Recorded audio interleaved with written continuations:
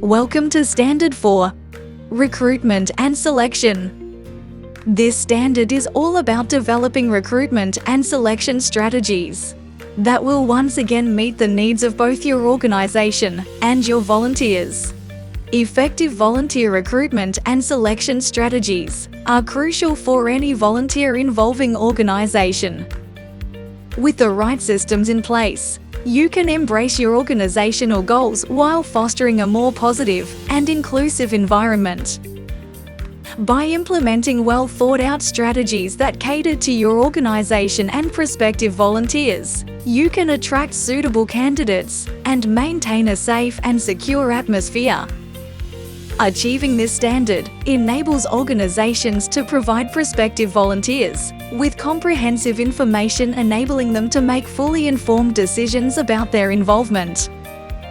In the end, it makes it easier for you to create streamlined procedures for evaluating, assigning, and selecting new volunteers. But where in the world do you find your volunteers? In 2022, Volunteering Australia conducted research to evaluate organisations' recruitment needs. Looking forward, 3 out of 5 respondents expected a significant increase in the number of volunteers needed in the next 5 years. Of course, these numbers greatly corresponded with the industry of the organisation. Organisations in the mental health, and animal welfare sectors can expect the highest volunteer demands in the near future. So, how can we find more recruits? In order to help, Volunteering Australia asked volunteer-involving organisations to rate the effectiveness of their volunteer recruitment practices.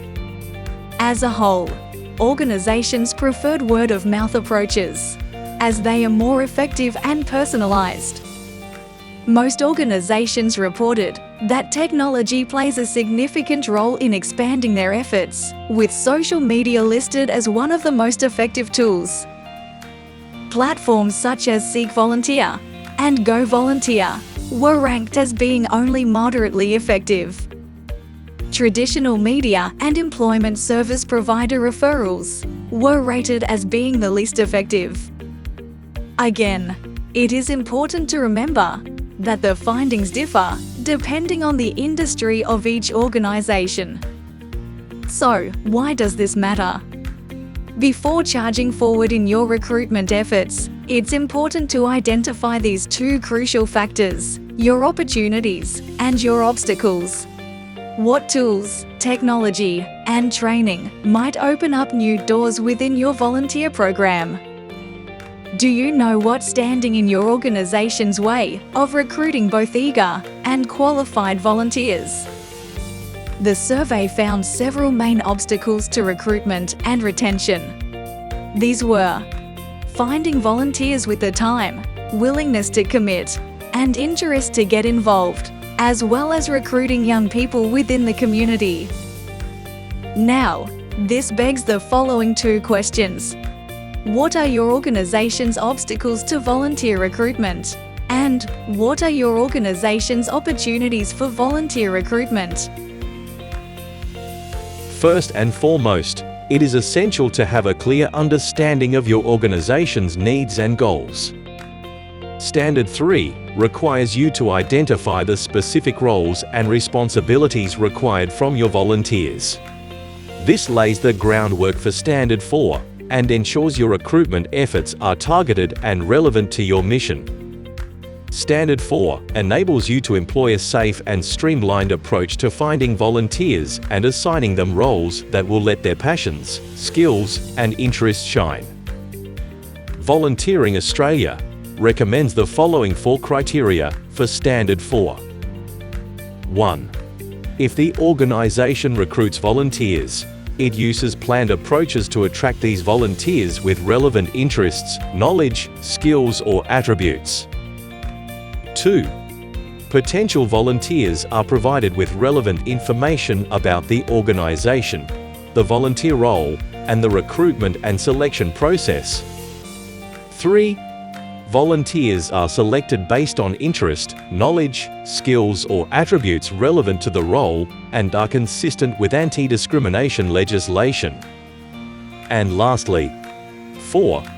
Screening processes are applied to volunteer roles that help maintain the safety and security of service users, employees, volunteers, and the organization. Okay, this sounds good. Let's briefly break down each criterion and the required evidence for its implementation. Criterion 4.1 requires you to use planned strategies to find volunteers with relevant skills, knowledge, and abilities. We can find evidence of this in your organization's broader mission for volunteer efforts, as well as in the methods you use to advertise any volunteer positions to the community. Criterion 4.2 ensures we provide potential recruits with enough information about the organization and the volunteer program. This requires us to have volunteer role information readily available to the applicants, including in-depth details about the recruitment process, a point of contact, and feedback after making a choice. Criterion 4.3 guides us to attract and assign volunteers to roles that complement their personalities without discriminating.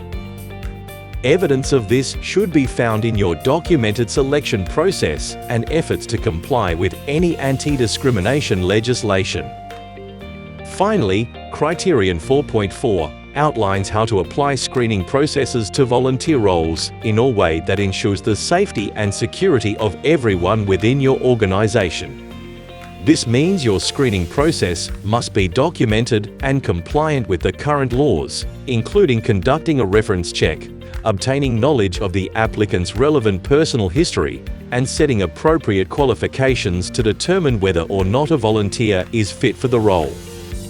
In the end, you must protect everyone that is within your organization, whether they are a volunteer or an employee. As we can see, Standard 4 is all about making an effective game plan, which brings us to the next step, number 5 of the 10 steps to implementing the national standards. Develop the project plan. Developing a comprehensive and ethically sound volunteer recruitment and selection strategy is pivotal for non-profit organizations to create a thriving, inclusive environment. By clearly understanding their needs and expectations, effectively targeting the right volunteers, and maintaining a supportive atmosphere, you can ensure continued success in meeting their goals and positively impacting their communities. Step 5 guides us to implement all 8 standards into our organizations by making a plan first and taking action second. This is where we're going to break down your national standards implementation project into specific tasks. This will help to avoid any unexpected obstacles and other setbacks later down the road. We'll calculate the time, cost, and resources needed to complete each task and map out the most efficient steps moving forward. And who knows? Maybe you'll find out you can work on different steps simultaneously, saving time and speeding up your results. Without further ado, let's get started. Move on to your Standard 4 worksheet so you can dive a little deeper into the criteria, evidence, and the practical tasks discussed in Step 5. Let's make it happen.